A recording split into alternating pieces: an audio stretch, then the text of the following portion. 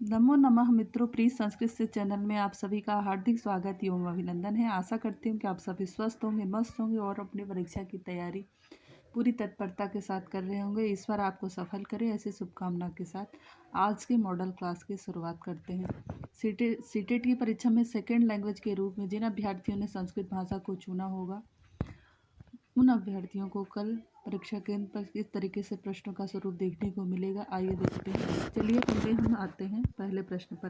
पहला प्रश्न दिया गया है कि निम्नलिखित पद्यांश के आधार प्रश्न 1 से 5 तक के प्रश्नों का उत्तर दीजिए। चलिए प्रश्न देखते हैं। पहले पद्यांश को पढ़ते हैं। हालांकि आपको परीक्षा में ये नहीं करना है, जब आप परीक्षा केंद्र पर बैठिएगा तो जो भी गद्यांश या पद्यांश दिया रहेगा सबसे पहले उससे संबंधित प्रश्नों को पढ़िएगा, तत्पश्चात उस गद्यांश या पद्यांश को पढ़िएगा। ऐसा करने से उत्तर ढूंढने में आसानी होगी और आपका समय बचेगा। बार बार एक ही चीज़ कहते हैं कि सीटेट की परीक्षा टाइम मैनेजमेंट का खेल है। आपको टाइम कैसे मैनेज करना है, क्योंकि सीडीपी और आपका दोनों लैंग्वेज बहुत ज़्यादा टाइम लेता है। चलिए हम आते हैं यहाँ पर। हम पद्यखंड को पहले देख लेते हैं, क्योंकि पद्यखंड सिर्फ 2 लाइन का है। आकारण विस्कृत वैर दारुणात् असज्जनात् कस्य भयं न जायते विषम महारेव अस्य दुर्वचः दुस्सहं सन्निहितं सदा मुखे। अब देखिए, इससे संबंधित 5 प्रश्न दिए गए हैं, उन प्रश्नों को देखते हैं। कह रहा है कि यह श्लोक किस कवि से संबंधित है। किस कवि से संबंधित है, यह श्लोक किस कवि से संबंधित है। कालिदास से, भारवी से अथवा दंडी से। तो देखिए, ये श्लोक वगैरह कुछ इंपॉर्टेंट श्लोक हैं, वो आपको पढ़ लेना चाहिए। अगर आप अभी तक नहीं पढ़ा है तो आप मेरे चैनल पर जाकर वहाँ देख सकते हैं। तो क्योंकि जो हम ये मानते हैं कि जो अभ्यर्थी हाई स्कूल या इंटर तक संस्कृत लिए होंगे उनको थोड़ा सा श्लोकों का अर्थ निकाल पढ़ने में कठिनाई होगी संस्कृत में। तो अगर इस श्लोक की बात की जाए तो यह श्लोक बाणभट्ट से संबंधित है। थोड़ा क्लिष्ट अगर श्लोक दिया हो तो ज़्यादातर बाणभट्ट, वैसे बाणभट्ट के श्लोक कम ही पूछे जाते हैं, ज़्यादातर श्लोक आपके पूछे जाते हैं वो आपके भर्तृहरि के, कालिदास के, इन सब लोगों के ज़्यादा श्लोक पूछे जाते हैं। ठीक है, तो चलिए हम लोग अगले प्रश्न पर आते हैं। प्रश्न संख्या 2 कह रहा है विषम महा है अस्य दुर्वचा में महा है पद में क्या, महा है पद का क्या अर्थ है। दुष्ट जन, शत्रु, महासर्प अथवा सज्जन। प्रश्न संख्या 2।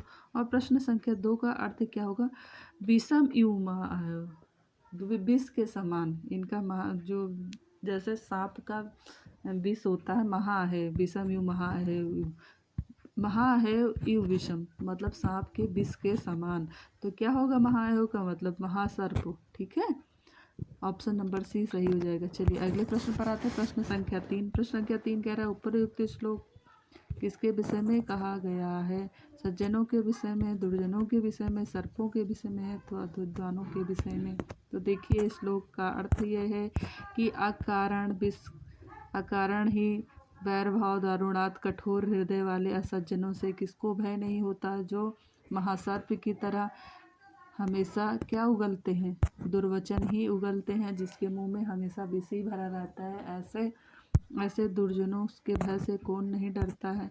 चलिए दूसरा प्रश्न कहा कि महाय में क्या है, तो आपका महासर्प हो गया। प्रश्न संख्या 3 कह रहा है उपरयुक्त श्लोक में किसके विषय में कहा गया है। सज्जनों के, दुर्जनों के, सर्पों के अथवा विद्वानों के। सर्पों के विषय में कहा गया नहीं, सर्प का तो उदाहरण दिया गया है कि सर्प की तरह, लेकिन कौन, दुर्जन होते हैं। कौन, दुर्जन होते हैं। ऑप्शन नंबर बी से। अच्छा देखिए, यहाँ पर अगर श्लोक का अर्थ आप नहीं भी निकाल पाए हैं तो ऑप्शन इतना बढ़िया दे दिया गया है कि आप इसको कर ले जाओ। ऊपरी श्लोक में किसके विषय में कहा गया है। सज्जनों के विषय में, दुर्जनों के विषय में, सर्पों के विषय में, विद्वानों के विषय में। तो देखिए, इसमें सब दिया गया है कि इनके दुर्वचन किसके हृदय में होता है। तो दुर्जनों के, विद्वानों के हृदय में दुर्वचन होता है क्या, नहीं होता। सज्जनों के होता है कि नहीं होता। अब 2 ऑप्शन है, सर्पों और दुर्जनों के विषय में, तो इसको निकालने में आसानी होगी। दुर्जनों के विषय में चर्चा की गई, ऑप्शन नंबर बी सही हो जाएगा। चलिए अगले प्रश्न पर आते हैं। प्रश्न संख्या क्या कह रहा है कि उपर्युक्त श्लोक में किस छंद का प्रयोग किया गया है। क्या अनुष्टुप, क्या इंद्रवज्या, क्या वंशस्थ, या उपेंद्र वज्रा। अब प्रश्न संख्या 4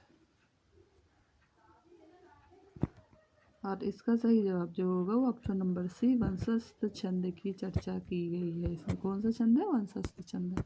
अगले प्रश्न पर आते हैं। प्रश्न संख्या 5। अकारण वैर करने वाले कौन होते हैं। सज्जन पुरुष, स्वार्थी पुरुष, असज्जन पुरुष, या विषैले सर्प। अकारण बैर करने वाले कौन होते हैं? प्रश्न संख्या 4। प्रश्न संख्या 5, अकारण बैर करने वाले कौन होते हैं? सज्जन पुरुष होते हैं? नहीं भाई, सज्जन तो हो ही नहीं सकता। स्वार्थी पुरुष होते हैं। स्वार्थी पुरुष तो स्वार्थ बस जो है आपको चाटकारता करेंगे, वो भी नहीं होगा। विषैले सर्प होते हैं। अब यहाँ पर बैर की बात की जाए तो सर्प को ऑप्शन में पहले ही काट दीजिए। यहाँ पर असज्जन पुरुष आपका सही हो जाएगा। चलिए अगले प्रश्न पर आते हैं। प्रश्न संख्या 6 और 5 प्रश्न जो श्लोक से संबंधित हो गए हैं। अब कह रहा है रील री वर्ण ओहुर मिथा सावर्ण वाच्यम में किसकी समर्थता बताई गई है? री और ए की, आ और री की, री और ला की, री और री की। तो इस तरीके से यदि श्लोक वार्तिक दे के पूछा जाए कि सावर्ण वाच्यम में किसकी समर्थता बताई गई है, तो री और ली की समर्थता बताई गई है। ऑप्शन नंबर डी सही हो जाएगा। चलिए अगले प्रश्न पर आते हैं। प्रश्न संख्या 7, इचु यशानाम डॉट डॉट रिक्त स्थान की पूर्ति कीजिए। तो इचु यशानाम तालु अर्थात ई और चू से होता चा वर्ग चाछा जाझा या और शा, इन लोगों की कौन सी संज्ञा होती है? इचु यशानाम बुद्धा कि तालु, इचु यशानाम तालु। ऑप्शन नंबर बी से हो जाएगा। आपको ई और चा वर्ग या और शा ये सभी तालु से बोले जाते हैं। ऑप्शन नंबर बी सही हो जाएगा। चलिए अगले प्रश्न पर आते हैं। प्रश्न संख्या 8 कह रहे हैं अंतस्थ वर्णों का अभ्यंतर प्रयत्न होता है, क्या होता है? स्पृष्ट होता है, ईषत् स्पृष्ट होता है, विवृत होता है अथवा समृद्ध होता है। तो अंतस्थ वर्ण कौन से होते हैं? यार अलावा, और इनका उच्चारण स्थान यदि पूछा जाए तो क्या होता है? आपका स्पृष्ट होता है, फिर ईषत् स्पृष्ट होता है, फिर विवृत होता है, ईषत् विवृत होता है, फिर समृद्ध होता है। तो अगर पूछा जाए कि ये यण वर्ण जो है इनका उच्चारण स्थान क्या होता है, तो आपका क्या हो जाएगा? ईषत् स्पृष्ट। ऑप्शन नंबर बी सही हो जाएगा। 8वें का ऑप्शन नंबर बी सही हो जाएगा। चलिए प्रश्न संख्या 9 पर आते हैं।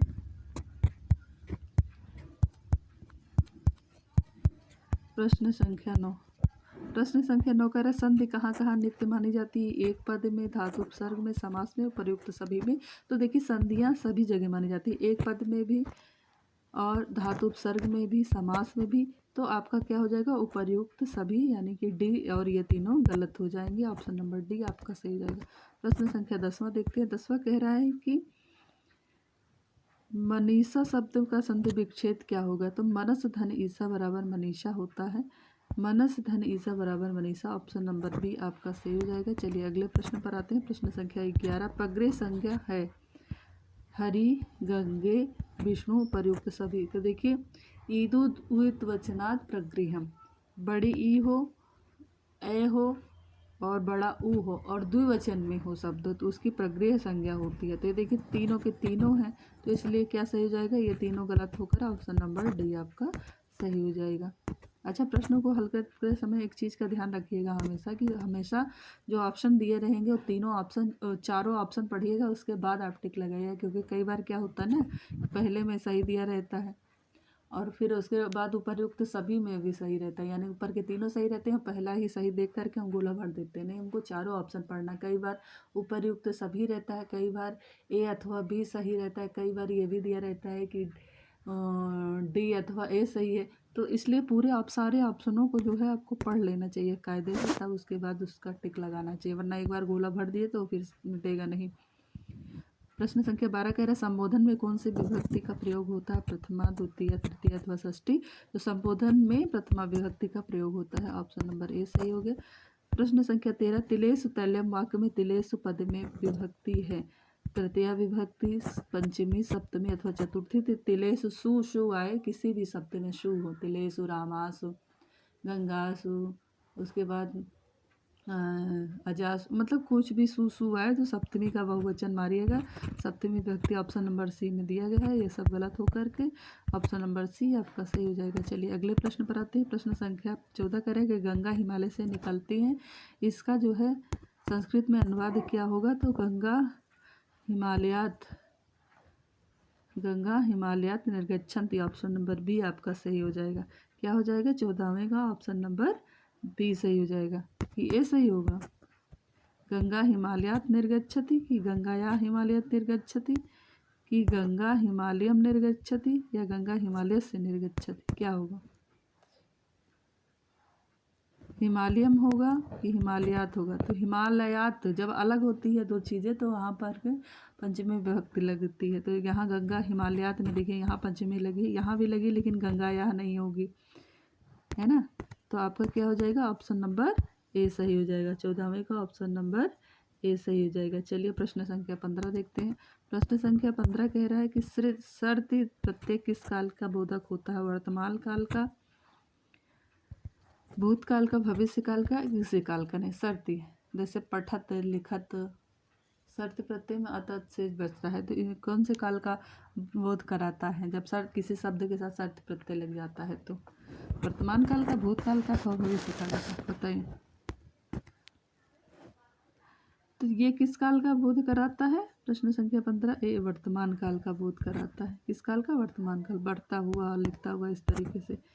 16वां प्रश्न लिखा, अहम गच्छामि का भाववाच्य में परिवर्तन करने पर क्या बनेगा? अहम गच्छामि है तो इसका भाववाच्य में परिवर्तन करोगे तो क्या होगा?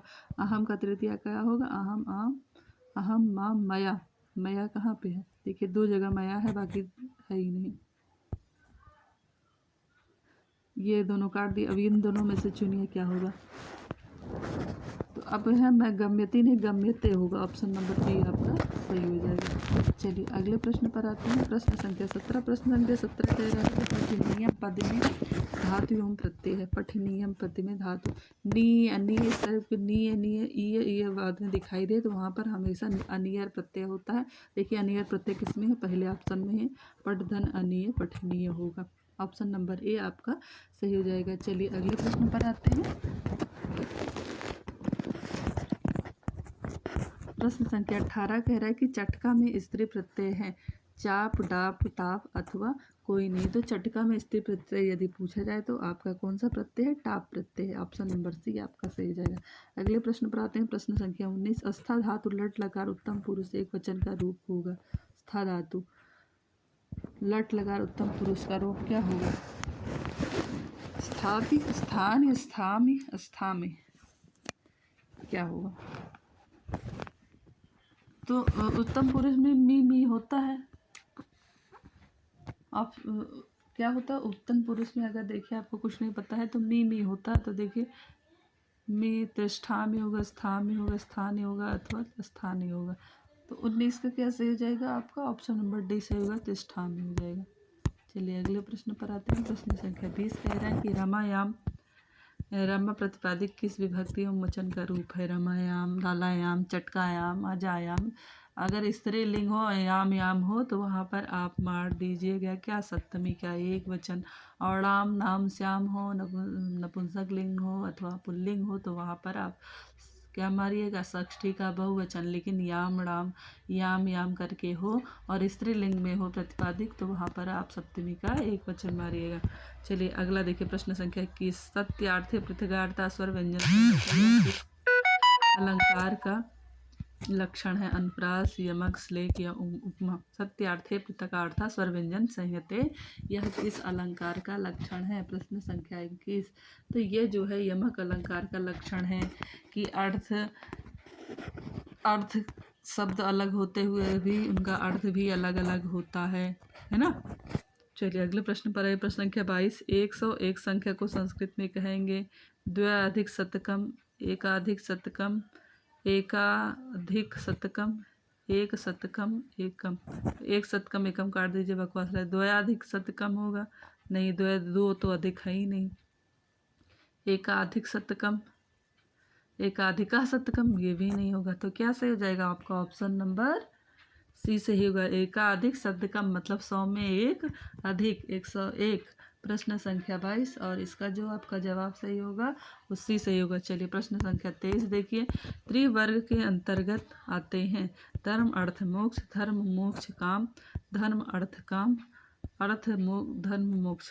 तो धर्म, अर्थ और मोक्ष आते हैं। ऑप्शन नंबर ए सही हो जाएगा। 23 का ऑप्शन नंबर ए सही हो जाएगा। धर्म, अर्थ, काम, मोक्ष आता है।